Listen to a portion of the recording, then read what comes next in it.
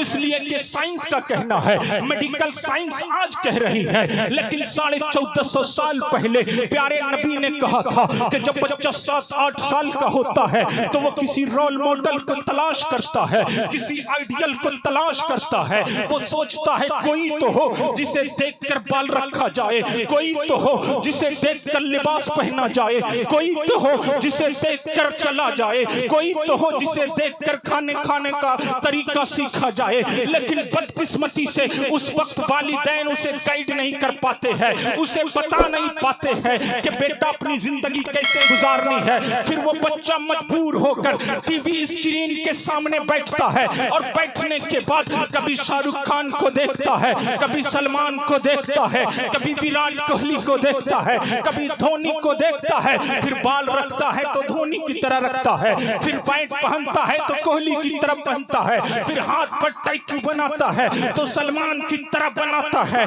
ऐ मुसलमानों सुनो सुनो, आप अपने बच्चों को गाइड करो। मजहब इस्लाम कहता है जब बच्चा 7-8 साल का होता है उसे नमाज की तालीम देना शुरू करो, उसे बताओ माँ बाप का अदब क्या होता है, उसे सिखाओ बड़ों से बातें कैसे की जाती है, उसे तरीका बताओ। मेरे नबी ने हमें मुस्कुराने का तरीका क्या बताया है, उसे बताओ कि अगर बाल रखना है तो अपने नबी का तरीका अपना ले, उसे बताओ कि अगर खाना खाने का तरीका सीखना है तो अपने नबी से सीख ले। इसलिए कि हमारा रोल मॉडल, हमारा आइडियल कोई दुनियादार नहीं है, बल्कि परवरदिगार फरमाता है कि ऐ मुसलमानों तुम्हारा आइडियल कुरान कहता है लक़द काना लकुम फी रसूलिल्लाहि उस्वतुन हसना। तुम्हारे लिए जो सबसे बेहतरीन आइडियल है, जो सबसे बेहतरीन रोल मॉडल है, वो कोई और नहीं है, मुहम्मदुर रसूलुल्लाह सल्लल्लाहु अलैहि वसल्लम की जात है। हमारे आइडियल कौन है? हमारे प्यारे नबी है। कौन है? आज से किसको आइडियल बनाना है? मोबाइल चलाते हो मुसलमानों, गूगल चलाते हो, कोशिश करो, सर्च करो और प्यारे नबी की सीरत तैयबा को पढ़ो, उलमाए दीन से राब्ता करो, अच्छे लोगों से कनेक्शन बनाओ, बातें करो और अपने दीन को समझने की कोशिश करो, वरना बहुत दूर फेंक दिए जाओगे, बहुत दूर आपको उठाकर फेंक दिया जाएगा। बड़ी तेजी के साथ मैंने दूसरी बात बताई थी, इस्लाम मोहब्बत के जरिए फैला है। आज के इस दौर में अगर इस्लाम को तरक्की देना है तो 2 रास्तों को अपनाना पड़ेगा। पहला, कलम की ताकत को देखना पड़ेगा। अल्हम्दुलिल्लाह मुसलमान मेहनत कर रहे हैं। पिछले साल 29 IAS और 29 बच्चों ने यूपीएससी क्रैक किया था। इस साल तकरीबन 51 बच्चों ने यूपीएससी क्रैक किया है। अल्हम्दुलिल्लाह बड़ी खुशी की बात है। मुसलमानों के अंदर टैलेंट होता है, सलाहियत होती है। अरे जो बच्चा 1-2 साल में पूरे कुरान को याद कर सकता है, उसके लिए यूपीएससी एग्जाम क्या है, उसके लिए बीपीएससी एग्जाम क्या है। मैंने खुद 3 बीपीएससी एग्जाम को क्रैक किया है, ब्लॉक में ट्रांसलेटर को क्रैक किया है। ये अलग बात है कि ज्वाइन नहीं किया, लेकिन अल्हम्दुलिल्लाह मुसलमानों के अंदर ये सलाहियत होती है। बस उन्हें गाइड करने की जरूरत है, उन्हें रास्ता दिखाने की जरूरत है, उनके अंदर बहुत सलाहियत है। तो कलम की ताकत के जरिए आप अपनी कौम की मदद कर सकते हो, अच्छे काम को कर सकते हो और बुराई को खत्म कर सकते हो। दूसरा तरीका है मोहब्बत का। इस्लाम मोहब्बत से फैला है। 1984 के दंगे के बाद सिखों से लोग नफरत कर रहे थे, उन्हें मिटा दिया गया था, लेकिन सिखों ने एक तरीका अपनाया था। कौन सा तरीका अपनाया था? पंजाबियों ने इसी तरीके को अपनाया था कि लोगों से मोहब्बत करने लगे थे। लंगर आज भी उनके यहाँ बांटा जा रहा है, खाना आज भी वो खिलाते हैं, मोहब्बत से पेश आते हैं। तो आज बिल्कुल नक्शा बदल गया है। सिखों को लोग कहते बड़े अच्छे लोग हैं, खाना खिलाने वाले लोग हैं, मोहब्बत करने वाले लोग हैं। बड़ी तेजी के साथ मैं आखिरी पॉइंट की तरफ आ रहा हूँ। इसलिए आपको भी इस्लाम की अगर तबलीग करनी है तो मोहब्बत से करना है, प्यार से करना है। इस्लाम प्यार की तालीम देता है, इस्लाम मोहब्बत का पैगाम देता है, इस्लाम शांति की बात करता है, इस्लाम प्यार की बात करता है। देखो तो सही, इसी हिंदुस्तान की सरजमीन पर एक 18 साल का बेटा जिसे दुनिया मोहम्मद बिन कासिम के नाम से जानती है, अगर आप तारीख नहीं पढ़ोगे, अगर आप हिस्ट्री नहीं खंगालोगे, अगर आप इतिहास के पन्नों को नहीं उल्टोगे, तो दुनिया तुम्हें खलनायक साबित करेगी, दुनिया तुम्हें विलन साबित करेगी, दुनिया तुम्हें मुजरिम साबित करेगी। 18-19 साल का नौजवान, क्या उसके अंदर ताकत रही होगी? लोग कहते वो बड़ा खलनायक था। नहीं मुसलमानों, आज के बच्चों को भी सीखना चाहिए। आज हमारा 25 साल का नौजवान कहता है ये ऐश की उम्र है, ये मौज करने की उम्र है, लेकिन 18 साल का बेटा उसने दुनिया में वो काम किया था जिसकी वजह से आज भी उसका नाम जिंदा है। 18 साल का मोहम्मद बिन कासिम। आज तुम हिंदी हिस्ट्री पढ़ोगे, अंग्रेजी लिटरेचर पढ़ोगे, वहां पे कहा जाएगा कि वो तो विलन था, वो तो बड़ा कातिल था, लेकिन नहीं 18 साल का नौजवान अकेले आकर वो क्या कत्ल कर सकता है? मोहम्मद बिन कासिम ने यहाँ नफरत नहीं फैलाई थी, बल्कि मोहब्बत फैलाई थी। तारीख बताती है कि जब हिंदुस्तान की सरजमीन पर 18 साल का वो इस्लाम का बेटा आया था और इस्लाम की मोहब्बत के प्यार, इस्लाम के मोहब्बत के परचम को जब हिंदुस्तान में लहराया था, तो जब वो वापस जा रहे थे तो उस वक्त मुस्लिम बहनों ने नहीं बल्कि गैर मुस्लिम बेटियों ने हाथ जोड़कर मोहम्मद बिन कासिम से कहा था, ऐ मोहम्मद बिन कासिम, तुम आए तो मुझे पता चला कि दुनिया में औरतों का मकाम क्या है, औरतों का तकद्दुस क्या है। ऐ मोहम्मद बिन कासिम, तुम आए तो हमें पता चला कि औरतों की इज्जत क्या है। गौर से सुनना, जिस वक्त मोहम्मद बिन कासिम लौट कर जा रहे थे और दरियाए सिंध के पास खड़े होकर वजू बना रहे थे, उस वक्त अकेले वो नहीं थे, बल्कि उनके साथ हजारों लोग थे और सब लोग उनके साथ खड़े होकर यही कह रहे थे कि मोहम्मद बिन कासिम मान गए, इस्लाम नफरत नहीं बल्कि मोहब्बत सिखाता है। और सब लोग यही कह रहे थे, ऐ मोहम्मद बिन कासिम, हमें भी कलमा पढ़ाओ, ला इलाहा इल्लल्लाह मुहम्मदुर रसूलुल्लाह सल्लल्लाहु अलैहि वसल्लम। इस्लाम मोहब्बत से फैला है, प्यार से फैला है। आपको भी मोहब्बत करना पड़ेगा। सुन रहे हैं आप लोग? सुन रहे हैं ना? ऐसा तो नहीं है। एक जगह खतीब साहब तकरीर करने गए तो एक चचा जो थे ना वो सामने ही बैठकर सो रहे थे, तो मुकर्रिर साहब ने कहा कि चचा अगर सोना ही है तो घर जाकर सोइए, या मुंह जो है उसको बंद करके सोइए, मुंह खोल कर सो रहे थे वो। तो चचा ने बड़ा प्यारा जवाब दिया था। क्या कहा था पता है? कि बेटा बात ऐसी है ना कि इशाबाद से लेकर अब तक सुन रहा हूँ, सुनते सुनते कान नाक दिमाग सब भर चुके, सिर्फ पेट खाली, इसलिए डायरेक्ट आपकी तकरीर अंदर ले रहा हूँ। तो ऐसा तो आपके साथ नहीं ना है। मोहब्बत से सुनिए, बस 10-15 मिनट और बचा है, कुछ पैगाम देकर मैं अपनी गुफ्तगू को खत्म कर दूंगा। मोहब्बत के साथ सुनिए, इस्लाम मोहब्बत की बात करता है। बात आ गई है तो आका की बात सुनो, मदीना शहर की बात सुनो, मदीने की नगरी की बात सुनो। इस्लाम को कैसे फैलाया है, इस्लाम को कैसे सींचा है मेरे आका ने। मदीना शहर की सरजमीन पर एक छोटा सा बच्चा है, नन्हा सा बच्चा है, 9-10 साल उसकी उम्र है, अपनी अम्मी के पास जाता है, मामा जान अब तो खाना दे दो, अम्मी जान अब तो खाना दे दो। 3-4 दिन हो गए खाना नहीं मिल रहा है। उसकी माँ अकेले थी, एक बेवा औरत है, शौहर का साया सर से उठ चुका है, शौहर का साथ छूट चुका है। माँ कहती है बेटे से, बेटा मेरी तबीयत खराब है, मैं कहीं काम करती थी, मुझे खाना मिल जाता था। देखो मजहब इस्लाम कैसे फैला है, कैसी मोहब्बत की तालीम दिया है। आज मुसलमानों से कहो, मुसलमान कहते मेरे अंदर गुस्सा बहुत है, मैं गुस्वर बहुत हूं। नहीं, कमाल ये नहीं है कि आप गुस्सा बहुत करते हो, कमाल ये है कि अपने नबी के तरीके को अपनाकर आप मोहब्बत करने वाले बन जाओ, आप प्यार करने वाले बन जाओ। प्यार से एक मर्तबा कह दे सुभान अल्लाह, कह देना मचल कर सुभान अल्लाह। बेदारी के साथ सुने, आपको बेहतरीन नातिया शायरी, आप झूमेंगे इंशाअल्लाह ताला जब हजरत को आप सुनेंगे। तो इनके लिए आप रुके रहे और मेरी बातों के बीच सुनते जाए। एक नन्ना सा बच्चा है, 9-10 साल की उम्र है, इस्लाम कैसे प्यार की बातें करता है। अम्मी से कहता, अम्मी जान क्या मैं भूखा मर जाऊंगा, क्या मुझे खाना नहीं मिलेगा, क्या अम्मी जान कब तक मुझे पानी पिला पिला कर सुलाओगी, कब तक मुझे झूठ बोल बोल कर सुलाओगी।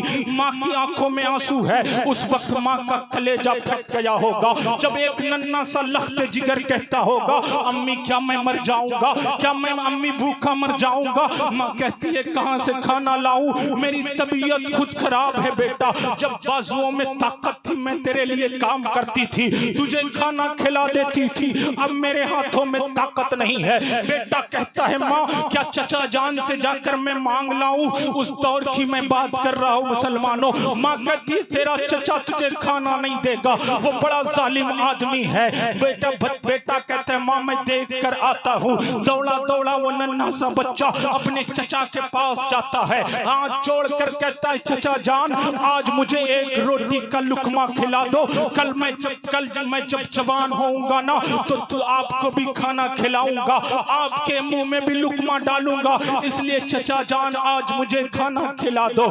इतना प्यार से वो बच्चा कहता है, लेकिन चचा जालिम था, उसने उसे ठोकरें मार कर कहा चल जालिम चला जा, तेरी वजह से मेरा भाई खत्म हो चुका है। लात मार कर ठोकरें मार कर उसे भगा देता है। मुसलमानों ये जमाने जाहिलियत की बात है, लेकिन आज भी ये बातें देखी जा रही है कि आज अगर कोई चचा अमीर है तो अपने भतीजों को देखना नहीं चाहता है, अगर कोई भाई पैसे वाला है तो अपने गरीब भाई को देखना नहीं चाहता है। आज हम फिर से उस दौर की तरफ आ रहे हैं, जमाने जाहिलियत वाला दौर कि चचा अगर अमीर है तो गरीब भतीजों को देखना नहीं चाहता, भाइयों के पास अगर पैसा है बहनों को देखना नहीं चाहते, उन्हें अपने घर में देखना नहीं चाहते। आपको पैसा नहीं करना है, बल्कि गुंबदे खजरा में आराम फरमाने वाले आका ने हमें पैगाम दिया है कि मजहब इस्लाम कोई भेदभाव नहीं करता है, बल्कि जिस तरह से अमीरों को इज्जत देता है उसी तरह से गरीबों को भी इज्जत देता है। मोहब्बत के साथ सुनिएगा। बेटा आया माँ के पास और आने के बाद कहता है माँ अब तो मैं परेशान हो जाऊंगा, अब तो मैं मर जाऊंगा, कोई खाना नहीं दे रहा है, दोस्तों ने भी खाना नहीं दिया, चचा ने भी खाना नहीं दिया। उस वक्त माँ कहती है बेटा मायूस होने की जरूरत नहीं है, इसी मदीने शहर में एक ऐसा भी इंसान है जो गरीबों से प्यार करता है, जो यतीमों से मोहब्बत करता है। मचल कर बोलिए ना सुभान अल्लाह, लहक कर बोलिए ना सुभान अल्लाह। जो बेवाओं से प्यार करता है, जो बेवाओं की खबरगिरी करता है, जो लाचारों से मोहब्बत करता है। बेटा पूछता है माँ उसका नाम क्या है, उनका नाम क्या है। माँ कहती है उनका नाम मोहम्मद सल्लल्लाहु अलैहि वसल्लम है, वो बड़ी लोगों से मोहब्बत करते हैं। मैं शॉर्ट में बताकर अपनी गुफ्तगू को खत्म करना चाहता हूँ। वो बच्चा कहता है माँ वो कहाँ मिलेंगे। माँ कहती है वो हमारे नहीं है, वो मुसलमानों के नबी है, हम गैर मुस्लिम है, हमें वो शायद ना दे। बेटा कहता है माँ जाकर देख लेता हूँ। माँ कहती है एक बात को तू ये याद करके जाना कि बेटा तू कभी भी उनका कलमा मत पढ़ना, उनसे कहना कि मैं आपका कलमा नहीं पढ़ूंगा, अगर मेरी मदद करना चाहते हो तो करो। बेटा कहता है ठीक है अम्मी जान। वहां पहुंचता है और पहुंचने के बाद दरवाजा खटखटाता है, प्यारे नबी का प्यारा चेहरा मुस्कुराता हुआ उसके सामने आ जाता है। बड़ी तेजी के साथ सुनना, वो कहता है मुसलमानों के नबी मैं बड़ा भूखा हूँ, मैं बड़ा प्यासा हूँ, लेकिन एक बात की गारंटी है कि मैं आपका कलमा नहीं पढ़ने वाला हूँ, अगर उसके बाद आप कोई मदद करने वाले हो तो मदद कर देना। आका ने कहा बेटा यहाँ अपनों से ज्यादा गैरों को नवाजा जाता है, यहाँ अपनों से ज्यादा गैरों का ख्याल रखा जाता है। मेरे नबी ने उसे खजूरें दी है, मेरे नबी ने उसे रोटियां दी है और उसे सीने से जब लगाया है सारे सहाबे किराम के आंखों में आंसू थे। उस वक्त जब हालत ये थे कि लोग नफरत ही नफरत करते थे, ऐसे वक्त में एक इंसान ऐसा था जो गैरों से भी मोहब्बत कर रहा था। रसूलों का सरदार ऐसा था जो अपनों के साथ साथ गैरों से मोहब्बत कर रहा था। वो बच्चा झूमता हुआ अपनी माँ के पास आया और माँ के कदमों में खजूरों की झाड़ियों को रख देता है, माँ के कदमों में अपने प्यारे कदम को रखता है, अपने प्यारे चेहरे से माँ के कदम को चूम लेता है और माँ के सीने से लग जाता है। कहता है माँ वाकई वो बड़े अच्छे हैं, वो बड़े प्यारे हैं, उन्होंने बहुत नवाजा है। जब इतना सुना था उसकी माँ ने, देखो इस्लाम कैसे कैसे फैला है। तो उसकी माँ कहती है बेटा जो इतना प्यारा हो, जो इतना अच्छा हो, तेरे अपने चचा ने तुझे खाना नहीं दिया, उन्होंने गैर होकर भी तुझे खाना दिया है, फिर उनसे दूरी कैसी है। चल बेटा उनके कदमों से लिपट जाते हैं और उनके हाथों पे चलकर पढ़ लेते हैं ला इलाहा इल्लल्लाह मुहम्मदुर रसूलुल्लाह सल्लल्लाहु ताला अलैहि वसल्लम। सही लग रहा आपको? बस 2 पॉइंट और बचा है। इत्तेहाद, पावर ऑफ यूनिटी, है ना? दाइज वाले उलमाए किराम तवज्जो फरमा रहे, बस थोड़ी देर और सुने आप। इत्तेहाद, आज हमारी कौम के अंदर इत्तेहाद की बड़ी कमी है।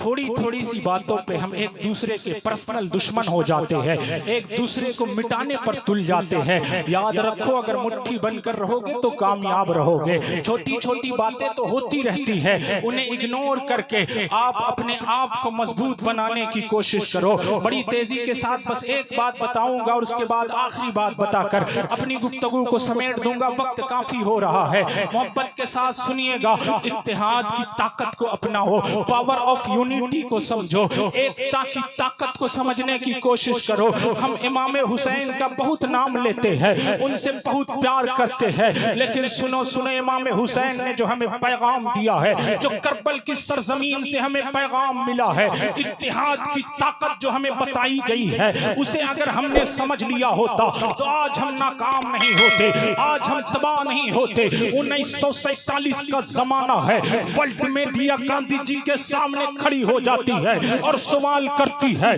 गांधी जी बताया जाए आखिर वो कौन सी ताकत थी कि आपने कुछ सालों के अंदर हिंदुस्तान को आजाद करा लिया। 1915 में अफ्रीका से आए, 1917 में आंदोलन शुरू किया, 1947 में भारत को आजाद करा लिया। गांधी जी आपसे पहले बड़े बड़े सूरमा आए, बड़े बड़े साइंटिस्ट आए, बड़े बड़े योद्धा आए। बड़े गौर से सुनना, इत्तेहाद की ताकत क्या है, पावर ऑफ यूनिटी कैसे किसे कहते हैं, एक साथ मिलकर रहना, उसकी ताकत क्या है। गांधी जी के सामने चारों तरफ से मीडिया है। गांधी जी आपने कौन सा काम किया जिसकी वजह से हिंदुस्तान चंद सालों में आजाद हो गया? तो सुनो, 1947 में आजादी के बाद गांधी जी ने कहा था, आए मुझसे सवाल करने वालों, तुम नादान हो, तुम्हें लगता है कि गांधी ने बड़ी कम मुद्दतों में हिंदुस्तान को आजाद किया है। सुनो सुनो,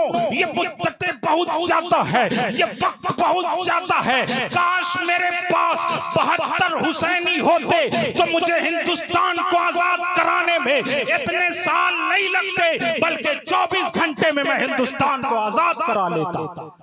गांधी जी ने कहा क्या 24 घंटे में मैं हिंदुस्तान को आजाद करा लेता? कब? जब उनके पास 72 हुसैनी होते। वर्ल्ड मीडिया सवाल करती है, गांधी जी सिर्फ कहने से कुछ नहीं होगा, प्रूफ देना पड़ेगा, सबूत पेश करना पड़ेगा। आखिर कैसे सिर्फ 24 घंटे में हिंदुस्तान को आजाद करा लेते? तो गांधी जी ने कहा, मैंने हुसैन को पूरा नहीं पढ़ा है, मुकम्मल नहीं पढ़ा है, बस आखिरी रात हुसैन की पढ़ी है, जिस रात के बाद उन्हें शहीद होना था, जिस रात के बाद हुसैन के कुंबा को कट जाना था, मैंने सिर्फ उस रात को पढ़ा है। वर्ल्ड मीडिया कहती है आपने क्या पढ़ा है? गांधी जी जवाब देते हैं, मैंने ये पढ़ा है कि मैं क्या देखता हूँ, इमाम हुसैन ने हज़रत अब्बास से कहा था अब्बास चिराग को बुझा दो। उसके बाद गांधी जी ने ये कहा था कि मुझसे मोहब्बत करने वालों, मुझ पे जान कुर्बान करने वालों, अगर तुम में से कोई जानना चाहता है तो चला जाए। बाद में कोई मत कहना कि हुसैन की वजह से हम कत्ल कर दिए गए, हुसैन की वजह से हम शहीद कर दिए गए। गांधी जी कहते हैं कि मैंने क्या देखा, अब्बास ने चिराग बुझा दिया, हुसैन ऐलान कर रहे हैं जिसे जाना है चला जाए। गांधी कहते हैं कि मैं ये सोच रहा था कि शायद भाग जाएंगे लोग, इसलिए कि वो कोई आम रात नहीं थी। उस रात के बाद सबको पता था, कंफर्म पता था कि कल रात के बाद कट जाना है, कल रात के बाद शहीद हो जाना है, कल रात के बाद मुझे शहीद कर दिया जाएगा। सब ये जान रहे थे। उसके बाद भी जब दोबारा चिराग जलाया गया था तो सबने यही देखा था। अरे जाने की बात तो दूर है, वहां से कोई हिला तक भी नहीं था। गांधी जी कहते हैं इस इत्तेहाद की ताकत को देखकर अपने आप का बैरिस्टर, अपने जमाने का सबसे बड़ा वकील गांधी कहता है कि मैंने जब इस इत्तेहाद को देखा, इस मोहब्बत को देखा, तो मुझे लगा कि अगर ऐसी मोहब्बत करने वाले, ऐसी दोस्ती करने वाले एक साथ रहते तो मुझे हिंदुस्तान को आजाद कराने में ज्यादा देर नहीं लगती, बल्कि 24 घंटे में हिंदुस्तान को आजाद करा लेते, है ना। 24 घंटे में। किस वजह से? मोहब्बत, इत्तेहाद। जान जाने वाली है फिर भी साथ नहीं छोड़ेंगे, एक दूसरे के साथ रहेंगे। बस 4-5 मिनट और सुनना चाहते हैं आप? आखिरी बात, ये दौर सोशल मीडिया का दौर है, ये दौर यूट्यूब फेसबुक का दौर है। इस दौर में अपनी निगाहों की हिफाजत करना बड़ा मुश्किल है, बहुत ही कठिन काम है। आप जिस भी ऐप को ओपन करते हो, इंस्टाग्राम तो बड़ा ही, उसमें जैसे ही आप जाओगे तरह तरह की गंदी गंदी रील्स आपके सामने आने लगती है। फेसबुक चलाओगे, वहां पे तरह तरह की रील्स आने लगती है। यूट्यूब यहाँ तक के हर तरह के इश्तिहारात आपके सामने आने लगते हैं। मुसलमानों, बस आखिरी बात मैं आपको बता रहा हूँ, 4 से 5 मिनट लगेगा। हजरत खालिद बिन वलीद के बारे में बताकर अपनी गुफ्तगू को समेट दूंगा। दुआओं से नवाजते रहें और आखिरी बात सुने। इस दौर में आपको गुनाह करने के लिए किसी चौक और चौराहे पर जाने की जरूरत नहीं है, किसी सिनेमा हॉल या थिएटर में जाने की जरूरत नहीं है, बल्कि आपके हाथ में एक मोबाइल होता है, जिस मोबाइल को ओपन करने के बाद आप बहुत बड़े बड़े गुनाह कर सकते हो। लेकिन ये मोबाइल अच्छी चीज भी है, और अगर इसका इस्तेमाल सही ना हो तो खराब भी है। अगर इसके जरिए से आप नाते पाक सुनते हो तो मोबाइल बहुत अच्छी चीज है। अगर इसके जरिए से कुरान की तिलावत सुनते हो तो मोबाइल बहुत अच्छी चीज है। अगर इसके जरिए से उलमाए किराम के बयानात को सुनते हो तो ये बहुत अच्छी चीज है। वजू और नमाज के तरीके को सीखते हो, ये बड़ी अच्छी चीज है। लेकिन अगर इसका इस्तेमाल गलत करते हो, अगर इसके जरिए रील्स देखते हो, यूट्यूब और फेसबुक पे तरह तरह की वीडियोस देखते हो, तो आपके ईमान को खतरा है। इसलिए कि आज के इस दौर में शर्मो हया को बचाना, निगाहों की पाकीज़गी को बचाना बड़ा मुश्किल है। मैं बस एक वाकया बताता हूँ, अगर वो वाकया आपको मोटिवेट कर देता है, अगर वो वाकया आपको हौसला दे देता है, अगर वो वाकया आपको हिम्मत दे देता है, तो मैं समझूंगा मेरा यहाँ आना कामयाब हो गया। बड़े गौर से सुनना तमाम मुसलमानों, सुनना। आज हमारा बच्चा क्रिकेटरों के नाम को तो जानता है, एक्टरों को तो जानता है, लेकिन वो सहाबे किराम के नाम को नहीं जानता है। एक इंसान ऐसा है, एक कलंदर ऐसा है, एक बहादुर शख्स ऐसा है जिसको दुनिया खालिद बिन वलीद के नाम से जानती है, जिन्हें अल्लाह की तलवार कहा जाता है, सैफुल्लाह कहा जाता है। ये खालिद बिन वलीद वो इंसान है जिसके बारे में बताया गया कि तारीख में कोई बेटा ऐसा पैदा ना हुआ जिसने खालिद बिन वलीद को जंग में हराया हो। ये वही खालिद बिन वलीद रज़ी अल्लाह ताला अन्हु है जिनके बारे में बताया जाता है कि जहर का प्याला जब इन्हें दिया गया था, इन्होंने बिस्मिल्लाह पढ़कर उस प्याले को पी लिया था तो इन्हें कुछ भी नहीं हुआ था। गौर से सुनना, खालिद बिन वलीद का जमाना है, खालिद बिन वलीद को अमीर बनाया गया है, जमात का हाकिम बनाया गया है, कमांडर बनाया गया है। बस 2 से 3 मिनट सुनना, अपने असलाफ को पढ़ने की कोशिश करो, अपने बुजुर्गों को पढ़ने की कोशिश करो, अपने आइडियल्स को पढ़ने की कोशिश करो। सुनो सुनो, खालिद बिन वलीद का जमाना है,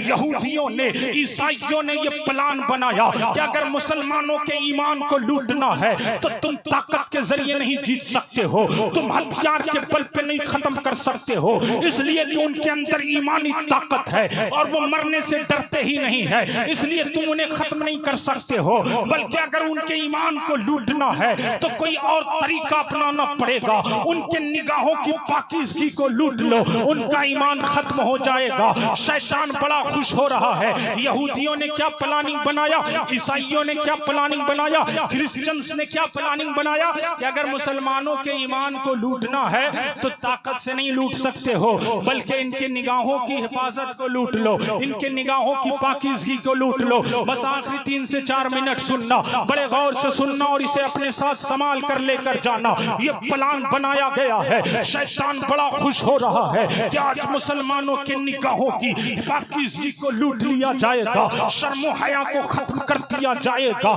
चारों तरफ मक्के में शोर है, लोग खुश हो रहे हैं और सब ये देखना चाहते हैं कि आखिर मोहम्मद के गुलाम कैसे अपने ईमान का इम्तिहान देते हैं। चारों तरफ चर्चा है। यहूदियों ने एक प्लानिंग बनाई। क्या प्लान बनाया कि जिस रास्ते से मोहम्मद के मानने वाले, इस्लाम के मानने वाले मुसलमान गुजरेंगे, उसी रास्ते पर दोनों तरफ नंगी नंगी हसीन लड़कियों को खड़ा कर देना है। जब ये उस रास्ते से गुजरेंगे, इनकी निगाहें भटकेंगी, इनकी निगाहों की पाकीज़गी खत्म होगी, हम इनके ईमान को कमजोर कर देंगे, हम इन्हें खत्म कर देंगे। ये प्लान बनाया गया कि जिस रास्ते से मुसलमान गुजरेंगे, उसी रास्ते के दोनों तरफ खूबसूरत खूबसूरत लड़कियों को, इसलिए कि उस वक्त अरब समाज के लोग लड़कियों की तरफ जल्द माइल होते थे, अट्रैक्ट होते थे। ये प्लान बनाया गया था। जब ये प्लान बनाया गया है, खालिद बिन वलीद को खबर हुई है। खालिद बिन वलीद ने अपनी फौज को ऐलान करके बुलाया है, आखिरी सुनना और इस पैगाम को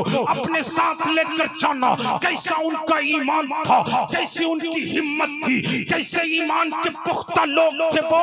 आज लगता है उनके सामने उनके वो होते तो कदम पे जान दे देते। कितने मजबूत लोग थे वो। खालिद बिन वलीद ने अपनी फौज को जमा करके, मुसलमानों, जब मैं इस वाक़ये को पढ़ रहा था मेरी आंखों में आंसू थे। खालिद बिन वलीद ने आंखों में आंसू लेकर कहा था, ऐ मोहम्मद के गुलामों, आज तुम्हारे ईमान का इम्तिहान है। सुनो सुनो, अगर जंग में गलती होती है तो सर काट दिया जाता है, लेकिन अगर यहाँ गलती की जाएगी तो तुम्हारा ईमान काट दिया जाएगा। इसलिए यहाँ पे गलती नहीं होना चाहिए। उसके बाद खालिद बिन वलीद उस आयत को पढ़ते हैं जिस आयत में अल्लाह फरमाता है, ऐ मुसलमानों, जब तुम चला करो तो अपनी निगाहों को झुकाकर चला करो, अपनी नजरों को नीची करके चला करो। मुसलमान ये समझता है कि पर्दा सिर्फ औरतों को करना चाहिए। जी हाँ, औरतों को करना चाहिए, लेकिन मर्दों के लिए भी हुक्म ये है कि जब तुम रास्ते में चला करो तो इधर उधर मत देखा करो,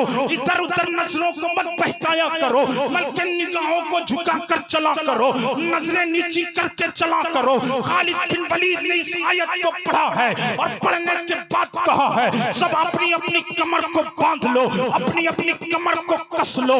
ऐलान होता है, फौज को गुजारा जाए।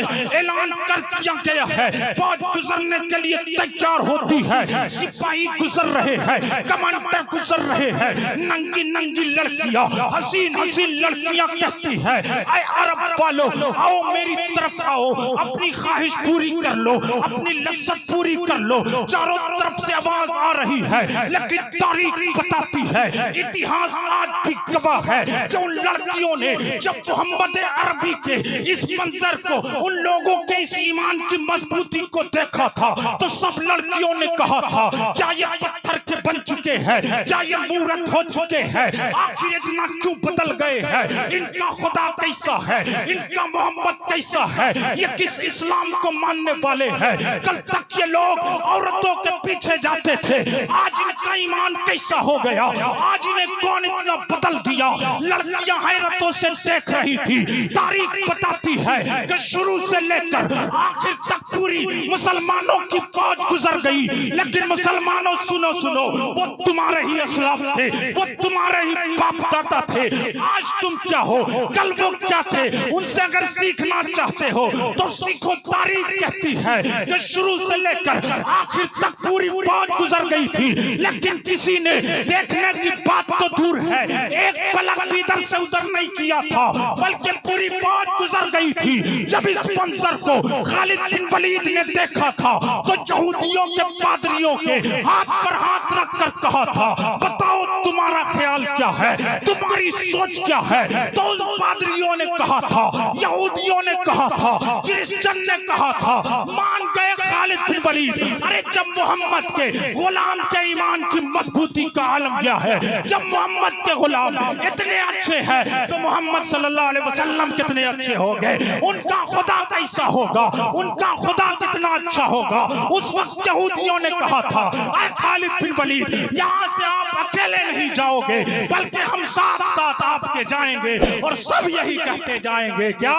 ला इलाहा इल्लल्लाह मुहम्मदुर रसूलुल्लाह सल्लल्लाहु अलैहि वसल्लम। इस तरह से इस्लाम फैला।